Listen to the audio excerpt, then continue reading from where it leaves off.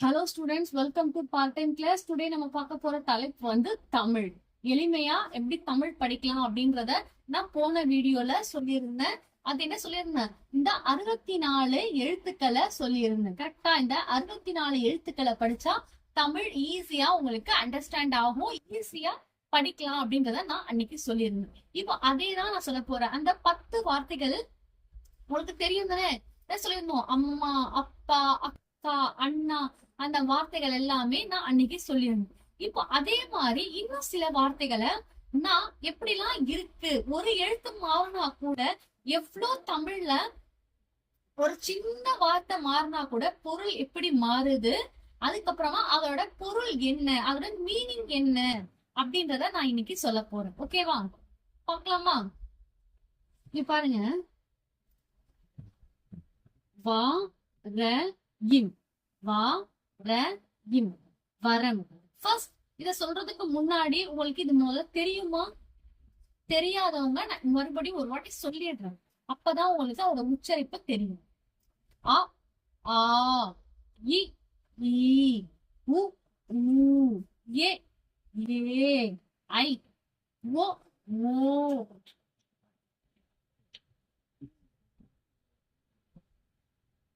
ஔ அக்கு, பா ஙா சா ஞா டா நா தா நா பா மா யா ரா லா வா ழா லா ரா நா.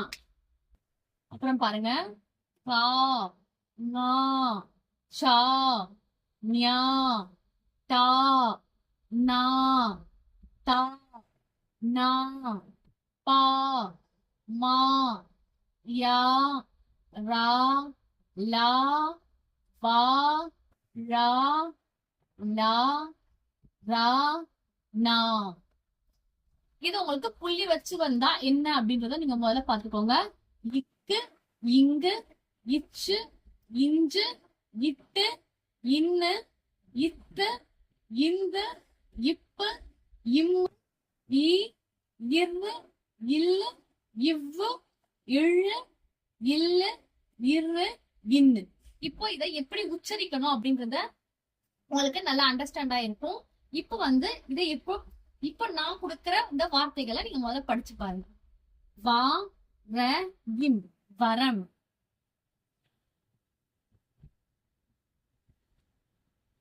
பாருங்க, வா, இங்க துணைக்கால் போட்டிருக்கோம். ஓகேவா, இங்க துணைக்கால் இல்ல, இங்க துணைக்கால் போட்டிருக்கோம்.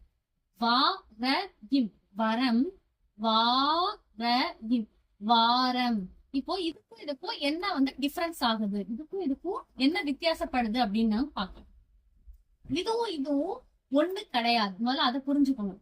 வரம் அப்படின்னு ஒரு வரம் கிடைச்சிருக்கு, ஐயோ நான் வரம் வாங்கி பெற்றது அப்படின்னு சொல்லி அந்த வரம் அப்படின்னு சொல்றாங்க இல்லையா, அந்த கிடைக்கிற ஒரு பொக்கிஷமா, அதுதான் அந்த வரம். வாரம் அப்படின்னா week days, Monday, Tuesday, Wednesday, அந்த வாரத்தை சொல்றது வாரம். புரிஞ்சுதா? இப்ப அதே மாதிரி ஒரு வார்த்தை மாறினாலும் பொருள் மாறும். சோ இத கூட நீங்க ஃபர்ஸ்ட் இந்த வித்தியாசத்தை முதல்ல புரிஞ்சுக்கணும். நீங்க படிக்க தெரிஞ்சாதான் அதோட வித்தியாசம் என்ன, உங்களுக்கு அதோட மீனிங் என்ன அப்படின்றது புரியும். வரம், வாரம். பா ட இம், படம், பாடம்.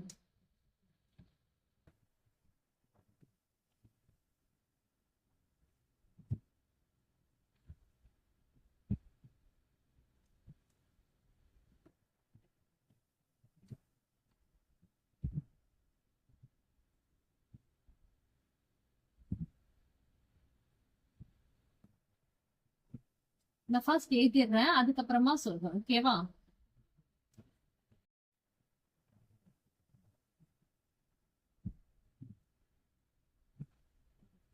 பாருங்க, இந்த 10 வார்த்தைகள், இது 10 வார்த்தைகள் கிடையாது, 20 வார்த்தைகள். ஏன்னா ஒரு வார்த்தை மாறினாலும் பொருள் மாற போகுது. பார்க்கலாமா? வரம், வாரம். வா ர இம், வரம், வாரம். படம், பாடம். மடம், மாடம். தரம், காரம். தரம், தாரம். பலம், பாலம். பல், பால். கல் கால். தனம் தானம். மதம் மாதம். இப்போ படிச்சாச்சு. இதோட மீனிங் என்ன, பொருள் என்னன்ற பார்க்கலாம். வரம் அப்படின்றது நம்ம வரம் வாங்கி நம்ம முன்னாடியே சொல்லியிருந்தோம். இப்போ வாரம் அப்படின்றது வீக் டேஸ். படம் அப்படின்றது ஒரு போட்டோ சொல்லலாம், அது படம் அப்படின்னு சொல்லலாம். பாடம் அப்படின்றது முதல் பாடம், இரண்டாம் பாடம், லெசன் 1 லெசன் 2 அப்படின்னு சொல்றோம். மடம் அப்படின்னா கோவில் எல்லாம் சொல்லுவாங்க, மடத்துக்கு போன மடம், அந்த விஷயத்த சொல்லும் போது அது மடம். மாடம் அப்படின்னா தோட்டத்துல மாடம், துளசி மாடம் அப்படிலாம் சொல்லுவாங்க இல்லையா, அத சொல்றது மாடம். கரம் காரம் அப்படின்னா, கரம் அப்படின்னா கைய குறிக்கிறது. காரம் அப்படின்னா காரமா இருக்கு அப்படின்னு சுவைய குறிக்கும். தரம்னா இந்த பொருள் நல்ல தரமா இருக்கும், குவாலிட்டி எல்லாம் சொல்லுவாங்க. தாரம் அப்படின்னா வைஃப், அந்த துணைவி, அவங்கதான் தாரம். பலம் இருக்குன்னா பலமா இருக்கிறேன் அப்படின்னு சொல்லுவாங்க இல்லையா, பலமா இருக்கிறேன் அப்படின்னு அந்த ஸ்ட்ராங்னஸ் குறிக்கிறது. பாலம் அப்படின்னா இந்த பிரிட்ஜ குறிக்கிறது. பாலம், இந்த பாலத்துல போறது அப்படின்னு சொல்லுவாங்க இல்லையா, பாலத்துக்கு மேல இருக்கிற அந்த பிரிட்ஜ குறிக்கிறது. பல் பால். பல் அப்படின்னு நம்மளோட பல்ல குறிக்கிறது. பால் அப்படின்னா பசும்பால குறிக்கிறது. கல் அப்படின்னா கல்லு, உங்களுக்கே ஆல்ரெடி தெரியும். கால் அப்படின்றது நம்மளுடைய கால். தனம் அப்படின்னா சொல்லுவாங்க இல்லையா, தனம் அப்படின்னா காச சொல்லுவாங்க. தனம் அப்படின்னா மணிய சொல்றது. பேர்லாம் கூட வச்சுக்காங்க இல்லையா, தனலட்சுமி எல்லாம் சொல்றாங்க இல்லையா, சோ அந்த பேஸ் பண்ணி ஒரு விஷயத்த குறிக்கும். தானம்னா உங்களுக்கு தெரியும், கண் தானம், ரத்த தானம், அதெல்லாம் தெரியும். மதம் அப்படின்றது என்னது, ஒரு மதத்தை குறிக்கிறது, இந்த ரிலீஜியன்.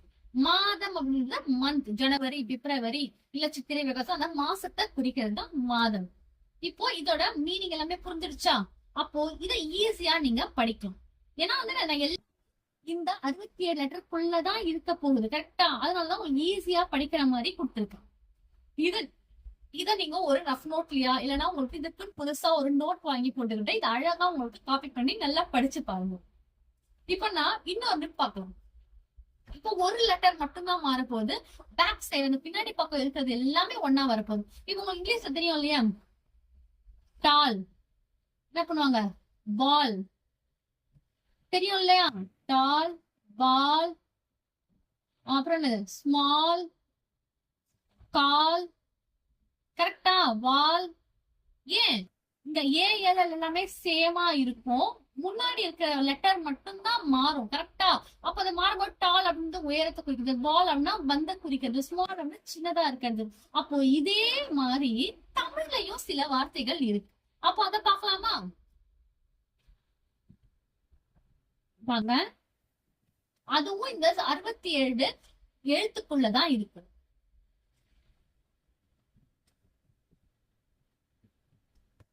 பாருங்க, இதுதான் நம்ம இப்ப பார்க்க போறோம். ஏன்னா இது இத மட்டும் போடுறேன் அப்படின்னு நீங்க யோசிக்கிறீங்க, கரெக்டா? அப்போ இங்க என்ன வரப்போகுதுன்னு தான் நான் இப்போ கேட்க போறேன். பார்க்கலாமா? யோசிங்க. தா கட்டம், கரெக்டா? கட்டம் கூட நம்ம சொல்லுவோம், கட்டம் போடவே அப்படின்னா சொல்லுவோம், அது கட்டம்.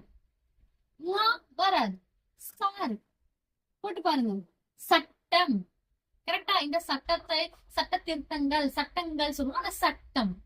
நியாயம் இல்ல, தாவும் வராது. அப்ப நீங்க ஒரு சின்ன சின்ன விஷயங்களா பாருங்க. பட்டம், கரெக்டா?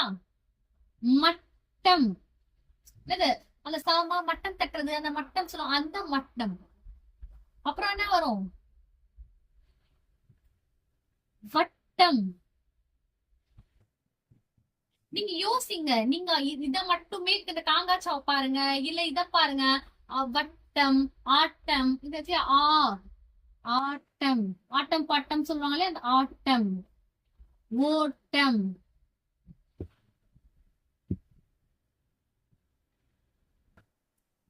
அப்புறம் என்ன வரும், நீங்க எல்லாம்னா சொல்லலாம், உங்களோட இதுதான் இது எல்லாமே.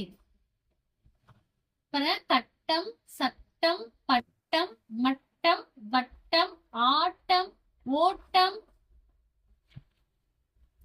இன்னும் நீங்க நிறைய சொல்லலாம். விட்டம், குட்டம், கூட்டம், இது எல்லாமே நான் அடுத்தடுத்த கிளாஸ்ல, ஏன்னா உங்களுக்கு இதுவும் இன்னும் நான் இதை நடத்தல. உங்களுக்கு வீணா எப்படி இருக்கும், பூனா எப்படி இருக்கும், எதுவுமே இன்னும் சொல்லல. நான் இந்த 67 எழுத்துக்களை மட்டும் வச்சு இது எல்லாமே உங்களுக்காக சொல்றேன். புரியுதா? அதனாலதான் நான் இதெல்லாம் சேர்க்காம இருக்கேன். இப்போ உங்களுக்கு ஓரளவுக்கு புரிஞ்சிருக்கும். கரெக்டா? ஓரளவுக்கு தமிழ்ல உங்களுக்கு இப்போ கொஞ்சமாவது தெரிஞ்சிருக்கும். இந்த லெட்டர்னா என்ன, இந்த எழுத்துக்கள்னா என்ன, இது இப்படிதான் உச்சரிக்கணும், இது இப்படியும் மாறுது, இந்த எழுத்துக்குள்ளேயே இவ்ளோ தமிழ் வார்த்தைகளை நம்ம கண்டுபிடிக்கலாம், இவ்ளோ தமிழ் வார்த்தைகளை நம்ம படிக்கலாம் அப்படின்றத உங்களுக்கு தெரிஞ்சிருக்கும். கரெக்டா? இப்போ இத இன்னைக்கு இந்த கிளாஸ் வரைக்கும் நான் முடிக்கிறேன். இன்னைக்கு ஃபுல்லா இத போய் நல்லா மெமரி பண்ணுங்க, இத எல்லாமே மெமரி பண்ணுங்க. அதுக்கப்புறமா நம்ம நெக்ஸ்ட் கிளாஸ்ல அடுத்த எழுத்துக்கள் என்னென்ன, அதுக்கப்புறமா அதை எப்படிலாம் ப்ரொனவுன்ஸ் பண்ணலாம், அதை எப்படிலாம் படிக்கலாம் அப்படின்றத நான் சொல்லித்தரேன். அதுக்கப்புறமா என்ன பண்ணலாம், நம்ம ஒரு சென்டென்ஸா படிக்க ஆரம்பிக்கலாம். புரியுதா? இப்போ வரைக்கும் நீங்க இந்த சிம்பிள் பேசிக்கா நீங்க கத்துக்கிட்டீங்கன்னா 30 நாளுக்குள்ள நீங்க ஃப்ளூவெண்டா ஈஸியா எளிமையா தமிழ படிக்கலாம். 100% நான் உங்களுக்கு உத்தரவாதம் தரேன். ஓகேவா? கன்ஃபார்ம் பண்ணலாமா? ஓகே ஸ்டூடெண்ட், இத மட்டும் நீங்க காப்பி பண்ணி வச்சுக்கோங்க. இத ஃபுல்லா முதல்ல ஒரு பேஜ் முழுக்க இத காப்பி பண்ணிக்கோங்க. அதுக்கப்புறமா நெக்ஸ்ட் பேஜ்ல இத எழுதுங்க. ஓகேவா? தேங்க்யூ ஸ்டூடெண்ட்ஸ், தேங்க்யூ ஃபார் வாட்சிங்.